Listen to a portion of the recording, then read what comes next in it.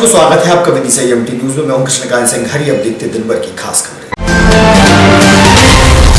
जीवनदायिनी पुण्य सलीला प्रदूषण की शिकार मां बेतवा की चिंता को लेकर नगर के पर्यावरण प्रेमियों समाजसेवी पहुंचे कलेक्टर के पास। स्वच्छ बेतवा की लगाई गुहार, कलेक्टर ने दिया आश्वासन। कुआखेड़ी पुल पर खड़ी ट्राली से टकराई 3 सवारी मोटरबाइक। तीनों गंभीर रूप से घायल युवकों को इलाज के लिए भर्ती कराया गया। जिला अस्पताल में एक की हुई मौत।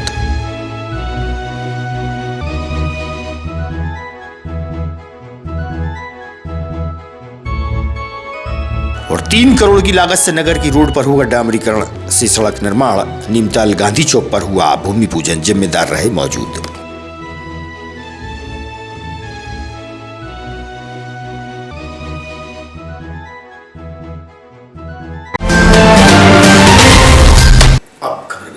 जिला मुख्यालय के जिला अस्पताल में भर्ती मरीजों को परेशानियों का सामना करना पड़ रहा है। मूलभूत सुविधाओं के लिए परेशान परिवार कलेक्टर के पास जा पहुंचा और शिकायत की। इनका कहना है कि यदि यहाँ पे वो अमृत सरोवर तालाब बन रहा है,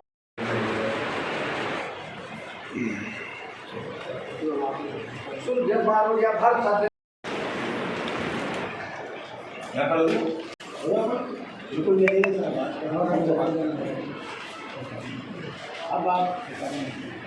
कुमार अवस्थी है। अवस्थी जी, आज के संबंध में कलेक्टर को ज्ञापन सौंपा आपने? माननीय कलेक्टर महोदय से हमने विनम्र निवेदन किया है और अपनी मांग के स्वरूप ज्ञापन में दिया है और बोला है उन्होंने कि जिला चिकित्सालय की व्यवस्थाओं को तंदुरुस्त किया जाए। जिला चिकित्सालय में आईसीयू वार्ड में एसी चालू नहीं है और टेबल फैन लेके मरीज खुद आ रहे हैं, तब उनको हवा से राहत मिल पा रहा है। पंखे तक की कोई व्यवस्था नहीं है। ठंडे पानी के लिए लोग परेशान हो रहा है। डॉक्टर समय पे आते नहीं है और दवाई के लिए बाहर मरीजों को जाना पड़ता है। पर्ची लिख देते हैं, एक दवाई। कलेक्टर ने क्या आश्वस्त किया? कलेक्टर जी ने सिविल सर्जन महोदय से बात करी है और उन्होंने परसों राउंड की वादा दी है। परसों मैं अस्पताल में जाऊंगा, वहाँ की व्यवस्था को दुरुस्त कराने की कोशिश करूंगा। भारतीय मजदूर संघ विदिशा द्वारा मजदूरों की समस्याओं को लेकर डिप्टी कलेक्टर अमिता गर्ग को ज्ञापन सौंपा गया। मजदूर संघ के प्रमुख महेंद्र सोनी से हुई चर्चा।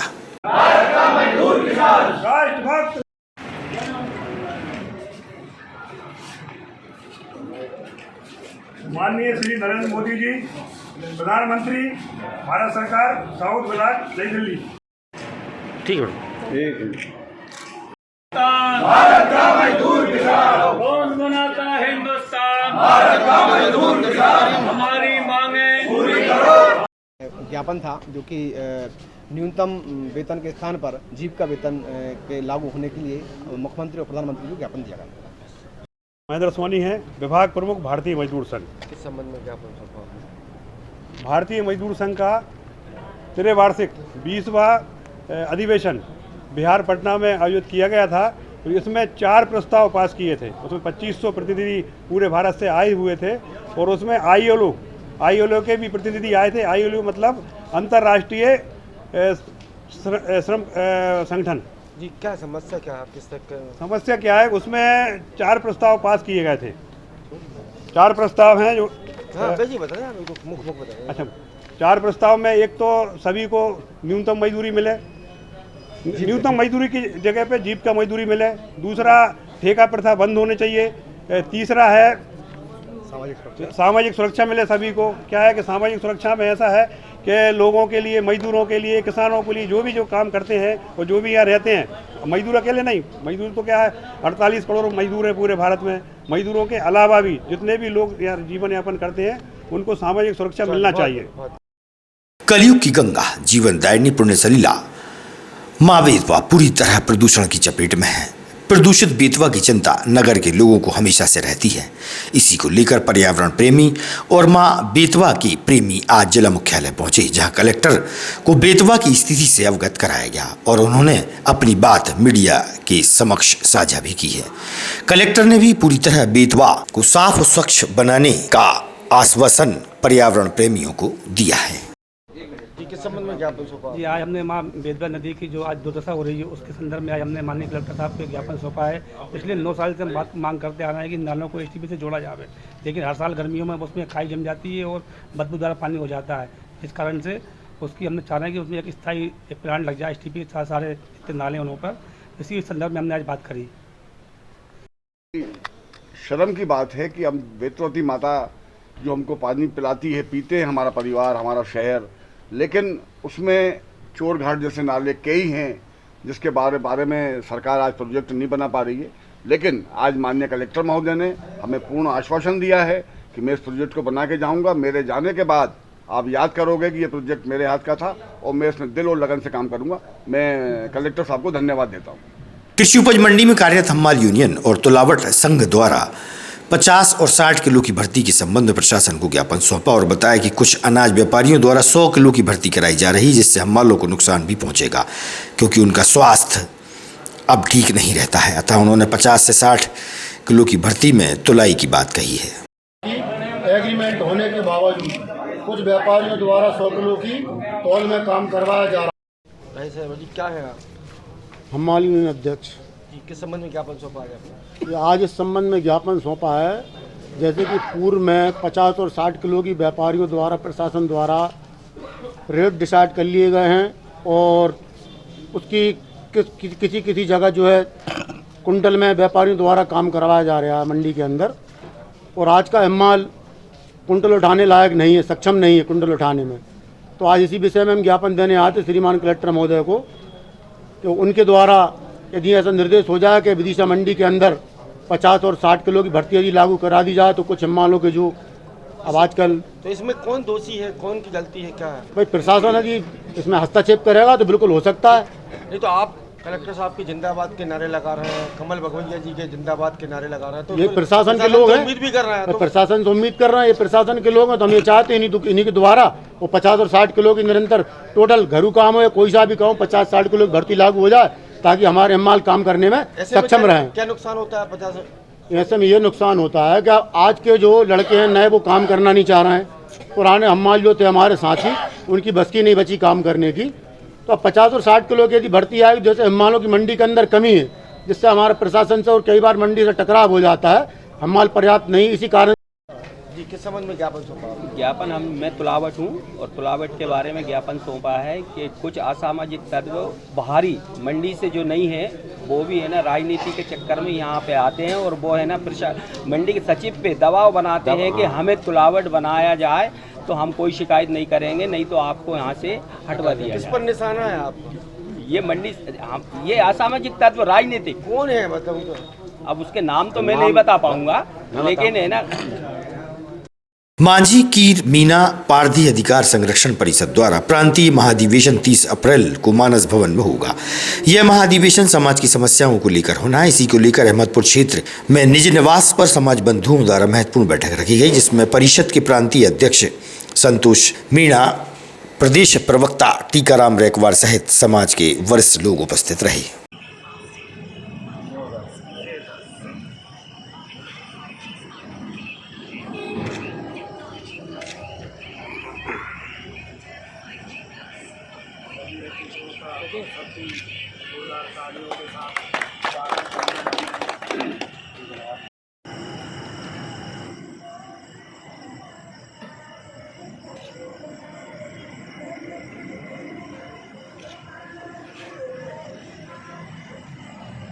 समाज रेगवार केवट भोई समाज के लोग स्वागत करते हैं, वंदन करते हैं, अभिनंदन करते हैं। ये जो आज बैठक हमारे बीच में लेने आए हैं, ये मांझी मीना कीर पारधी अधिकार संरक्षण परिषद के द्वारा संपूर्ण मध्य प्रदेश में इस टीकाराम रायकवार प्रांतीय महामंत्री और प्रदेश प्रवक्ता MMKP संगठन। जी आज जो बैठक रखी है क्या इसका उद्देश्य है और आगामी क्या रणनीति है? अपने साथ जो समाजों के साथ छल कपट किया गया सरकार के द्वारा, उसके लिए क्या आप प्रयास करेंगे? MMKP ये चारों जातियों का जो महागठबंधन है, इसमें माननीय शिवराज सिंह चौहान जी कई बार घोषणा कर चुके हैं कि हम आपकी मांगों से सहमत हैं, लेकिन हम लोग अभी तक देखते आए हैं। अभी 8 अप्रैल 2023 को भी CM निवास पर भेंट हुई, वहाँ भी उन्होंने कहा कि मैं आदेश कल निकाल रहा हूँ, लेकिन कल अभी तक जो हुआ नहीं है। इसलिए अब हम लोगों ने ये निर्णय लिया है कि 30 अप्रैल को हम लोग ये मांझी ये MMKP का महाअधिवेशन आयोजित किया है।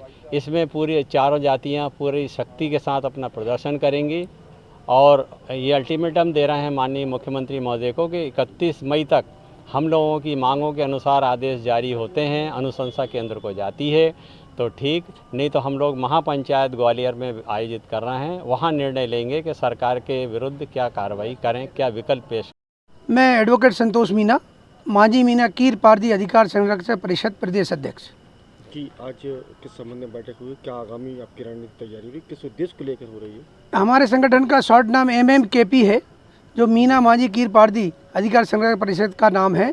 और इसी परिषद के माध्यम से हम 2002 से लगातार मीना समाज, मांझी समाज, कीर समाज और पारदी समाज की समस्या जो है उसके समय संघर्ष करते चले आ रहे हैं। जो अभी 30 तारीख को अप्रैल को एक महाधिवेशन रखा गया है, उसमें कीर मीना पारदी को जो जनजाति से हटा दिया गया था, उसके संबंध में मध्य प्रदेश की सरकार ने 4 मार्च 2016 को संकल्प पारित ये कहा गया था कि जो इनको जनजाति का दर्जा दिया जाए, इसकी अनुशंसा भारत सरकार को भेजी जाए। लेकिन 2016 से अभी तक अनुशंसा हमारी नहीं भेजी गई है। उसी के तारतम्य में ये महाधिवेशन किया जा रहा है, जो माननीय मुख्यमंत्री शिवराज सिंह चौहान जी को ज्ञापन देकर उनसे मांग की जाएगी। अन्यथा हमारी चारों समाज एक बड़ा निर्णय लेने वाली है।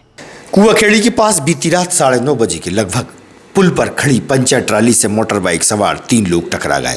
तीनों गंभीर रूप से घायल होने पर जिला अस्पताल में भर्ती कराया गया।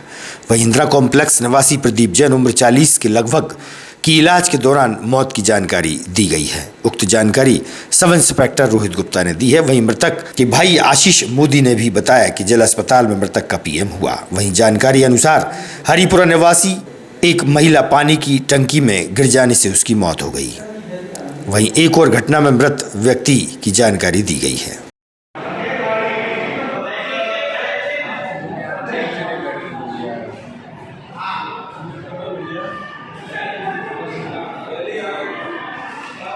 ये प्रदीप जैन इंदिरा कॉम्प्लेक्स निवासी थे। हिरनई में इनकी खेती है। कल रात में कुआखेड़ी पे बीच पुल पे एक ट्रॉली पंचर खड़ी थी जैक पर, उसमें उनको दिखी नहीं और वो जाके सीधे ट्रॉली में टकरा गए। 3 लोग थे, एक जो प्रदीप जैन है ऑन स्पॉट एक्सपायर हो गए, बाकी 2 घायल मेडिकल कॉलेज में एडमिट है। क्या इनकी शादी वगैरह? नहीं, इनकी शादी नहीं हुई थी। ये कृषक थे और वहीं हिन्नई से विदिशा वापस आ रहे थे।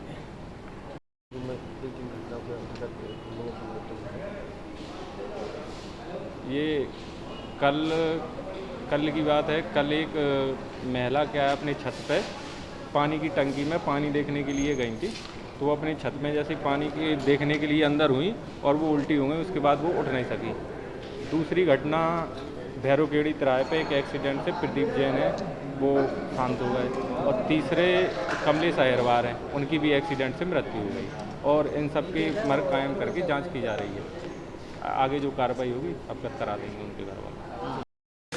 विदिशा नगर पालिका क्षेत्र अंतर्गत 3 करोड़ की लागत से बनने वाली डामरीकरण की सड़क का भूमि पूजन किया गया। नीमताल गांधी चौक पर भूमि पूजन कार्यक्रम के दौरान नगर पालिका अध्यक्षा प्रीति शर्मा, सांसद प्रतिनिधि राकेश शर्मा, जनपद अध्यक्ष वीर सिंह रघुवंशी, नगर पालिका CMO सहित भाजपा के नेता उपस्थित रहे। बंटी नगर तक सड़क का डामरीकरण का कार्य होना है। आदरणीय भाभी जी का स्वागत करें। यहीं से करते जाएं। आयुषी जी, जनपद के अध्यक्ष भाई वीर सिंह रघुवंशी जी, नगर पालिका उपाध्यक्ष भाई संजय जी, वरिष्ठ नेता आदरणीय गुप्ता जी। मैं आज के क्रम में सबसे पहले CMO साहब से आग्रह करूँगा कि वे आए और आदरणीय बाबूलाल तामकार जी का स्वागत करें। आदरणीय CMO साहब।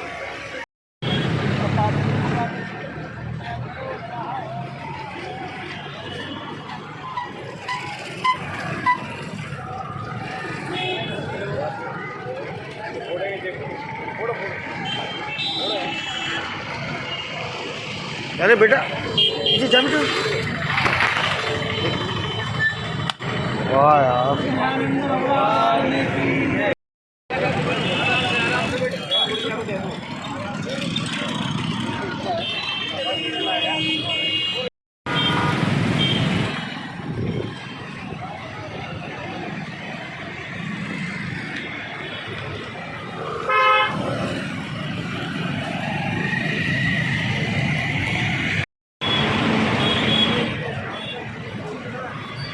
आज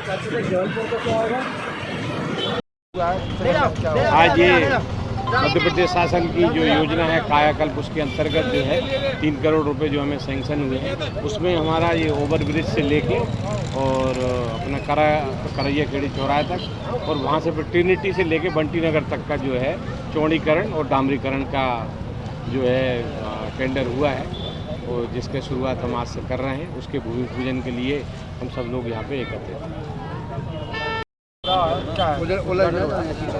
भूमि पूजन हुआ आज, क्या हुआ? आज ये कायाकल्प अभियान जो मध्य प्रदेश शासन का एक महत्वपूर्ण अभियान है, नगर की जो मुख्य सड़कें हैं उनको दुरुस्त करने का, उनको आकर्षक बनाने का और अच्छा बनाने का। तो उस कायाकल्प अभियान के तहत ये सड़क हमारी स्वीकृत हुई है और इसका टेंडर हो चुका है, जिसका भूमि पूजन करके कार्य प्रारंभ करने जा रहे हैं। ये सड़क कहाँ से कहाँ तक बनाई है? लगभग ये सड़क अपने नीमताल ब्रिज से चालू होगी और लगभग बट्टी नगर सागर को लिया के आज तक जाएगी।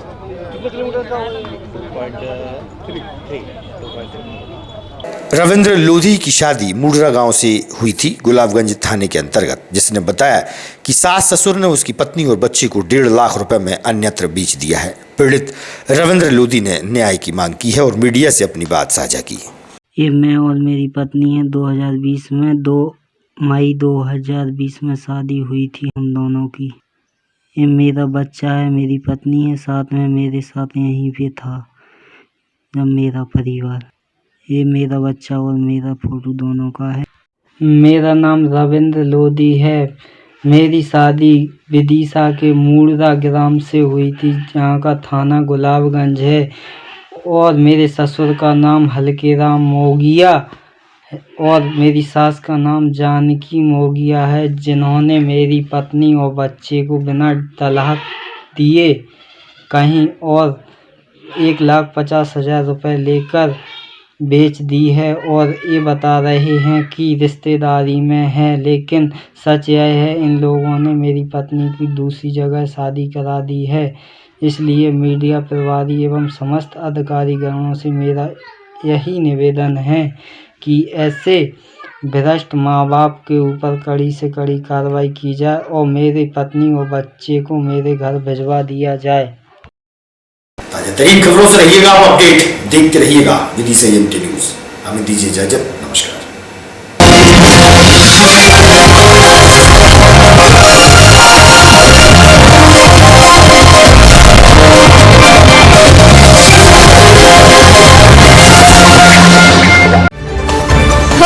इतना ही। शहर की ताजा तरीन खबरें अब आपके मोबाइल पर भी उपलब्ध है। YouTube पर EMT News 24/7 को सब्सक्राइब करें और जानें शहर की ताजा तरीन खबरें।